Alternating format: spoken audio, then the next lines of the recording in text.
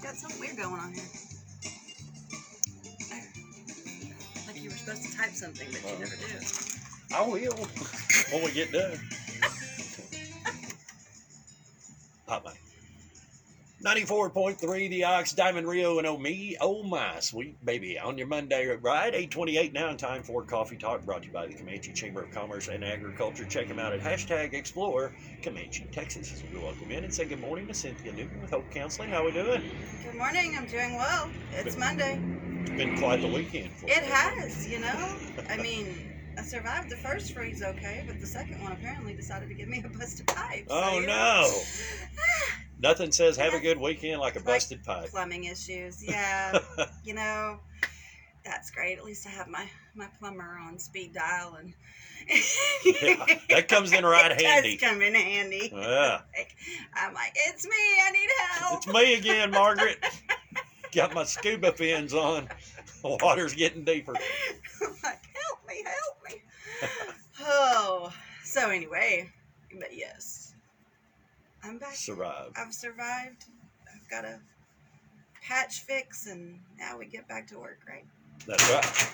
Oh, man. And you fan start down. breaking stuff. I can do that. Man, I can't ever trust you, Kyle. What's on the front burner today? We are talking about war-related trauma in light of what's going on in Russia and Ukraine right now. Right.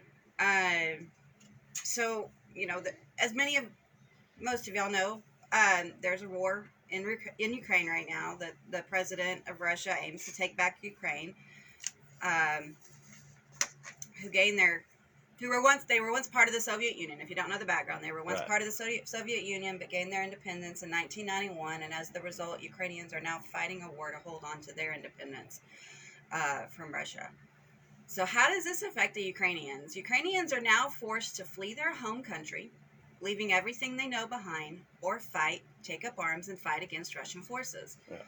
As we know, wars can have lasting impacts on not only military personnel, but also civilians. During war, civilians and military personnel deal firsthand with traumatic events such as bombings, being bombarded with shells, grenades, watching tanks drive through their residential areas, the constant panic of survival, and witnessing gruesome deaths all around. These events have lasting impacts on not only military personnel, but also innocent civilians and their families for generations to come. So some of these lasting impacts, individuals who go through these traumatic events are likely to deal with nightmares, irritability, increased startle responsiveness, a tendency of angry outburst, general impairment of functioning. They're typically used to describe PTSD, or post-traumatic stress disorder. Most people have heard of that, may not know all of about it, but PTSD can develop after exposure to a potentially traumatic event that is beyond a typical stressor. Okay, so it has to be beyond a typical stressor.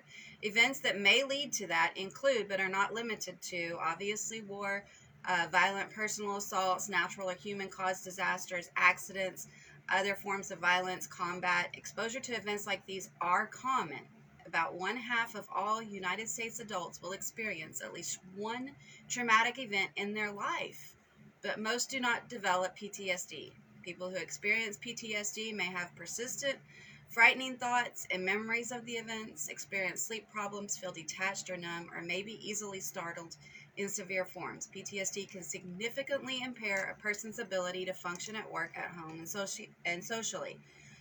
So, you know, talking about Ukraine and what's going on there, I want us to take a step and look at American veterans now, you know, and how PTSD affects them, and how what's going on in Ukraine might even be affecting them right now. Yeah. So PTSD is not only impacting those in Ukraine, but also has impacted U.S. veterans. If you go back to OIF and OEF, or Operation Iraqi Freedom and Enduring Freedom, 11 to 20% of the veterans that served during that time have PTSD. The Gulf War, Desert Storm, about 12% of the Gulf War veterans have PTSD. This is in a year tallies from the VA. As a result of the Vietnam War, 15% were currently diagnosed with PTSD at the time of the most recent study in the late 1980s. Okay, that was the latest study in the 1980s. Now, it's estimated that about 30% of Vietnam veterans have had PTSD in their lifetime. Again, it was not really known or understood, but has become more understood and acknowledged through the VA system. Aside from direct impacts, however, for more on veterans, civilians are also impacted, especially through media exposure. Yeah. Been a lot of that over the weekend. Absolutely. And here we get to the crux of, some of the main issues that might be affecting you and me today. There's a lot of exposure with the war that's going on right now. And studies show, not just one, but there's multiple studies that actually show that exposure may be particularly likely to trigger PTSD symptoms in youths or adults with high physiological reactivity to stress, or with a prior exposure to violence. So somebody who has already had an exposure to violence or has PTSD, and they're watching this media stuff, it may actually trigger them to become, bring back more flashbacks, more memories. Exposure to distressful media images, emotional responses, and disaster-related perceptions at baseline were found to be predictive of probable PTSD several months after indirect exposure to the event. Okay, so you're like, okay, that's great. What does that mean for me? I'm sitting here watching the news. I'm flooded with images. Sure. The current war between Russia and Ukraine is heavily covered by the media and is being viewed by many people in the United States.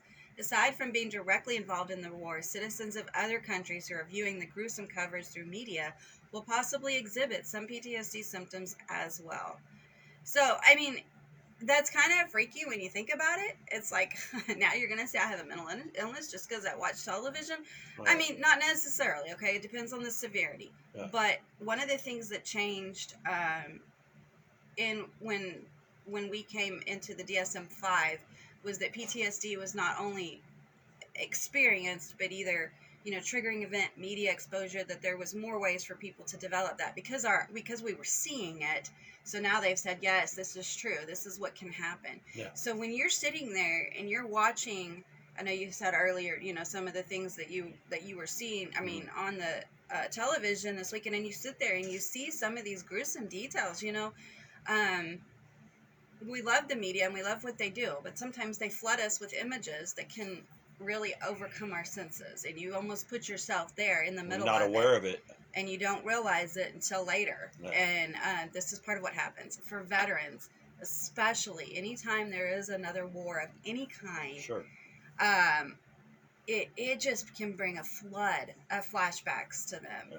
So if you know a veteran or you have a loved one, that suffers from PTSD, especially that's combat related, check on them right now. Because, if they've turned on that TV, if they're on social media, if they are, anything, they're getting flooded right now with everything that's happening in Ukraine, Sure. which can definitely bring up all sorts of things for them in their own mind.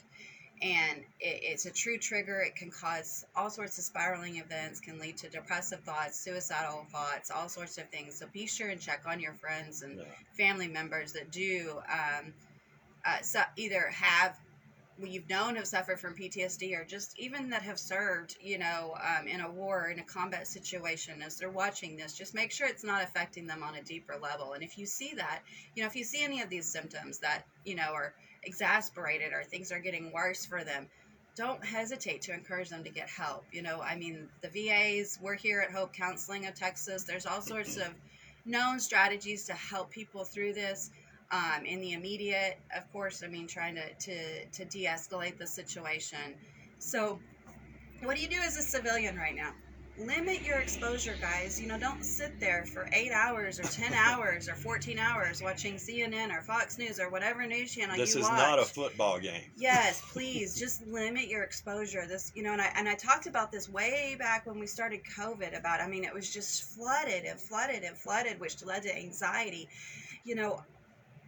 Turn it on maybe an hour a day, 30 minutes a day. Get the basics, get the headlines, understand maybe what's going on if that's what you want to do. But don't sit there and watch it all day long, because you are setting yourself up for things that are going to flood your mind, and you really don't know what level it's going to impact you until you start having traumatic events that can happen from that, or nightmares, or just disturbing thoughts. Right. So, and really be careful about the kids too. This is another thing. You may be sitting there with your kids and youth that, they all know. Trust me. I mean, even my kids, my 5-year-old was like, "So what's going on? So explain to me Ukraine and what." I'm like, my 5-year-old's asking questions, so they know what's happening and they see it, and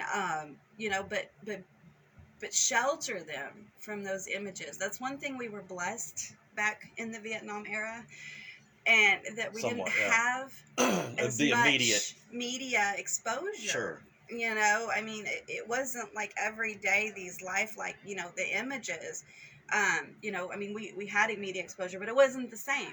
It was through radio. I can remember It was through getting an older brother, and I was probably about 5 at the time, and they were showing some Vietnam footage. Yep. And I'm like, why would they go over there and do that? And my Right. brother, of course, he saw it. Oh, Right. they're going to come get you and Mhm. make you go over there. Mhm. And that's what he's telling me as a 5-year-old. And I'm like, oh, Right. I don't want to go. Right. Right? I mean, that's, Yeah, it's huge, and it's just, I mean, just be aware, of what the kids, I mean, and things now versus even 20 years ago during the Gulf War. I mean, all the, it's just more vivid, and it's more out there. They've never seen it like No. your guys. I mean, none Yeah. of your 3 were Mhm. old enough to know any of this. This is their first real exposure to Right. To a people major killing war. each other. Yeah, yeah. So, I mean, it's huge. Take time to explain to them, but again, just protect them. They don't need to see the news. They don't need to see the images. They don't need to see the violence, all of that that's going on. So just be aware that can actually trigger things. If you see things happening in your kids as a result of this, anger outbursts, startle response, nightmares, all these things, please don't hesitate to get help for them.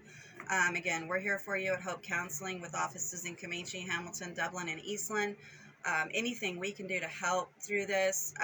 If you're not a local and you need some assistance finding a resource, please don't hesitate to call or reach out to us on Facebook at Hope Counseling of Texas, 325-356-1105. Again, this is a heightened time, and don't forget to just check on your friends that are veterans, combat veterans especially, or just anybody that has had PTSD especially. Just reach out and touch someone, but check on them all, guys, and just know that they're so that they know somebody's there. And get them help if you see some of these changes. So again, we're at 325-356-1105 at Hope Counseling in Comanche, Hamilton, Dublin, and Eastland. All right, Cynthia Newton, thanks so much for Thank stopping you. by as We'll always. see you next week. Yes, ma'am.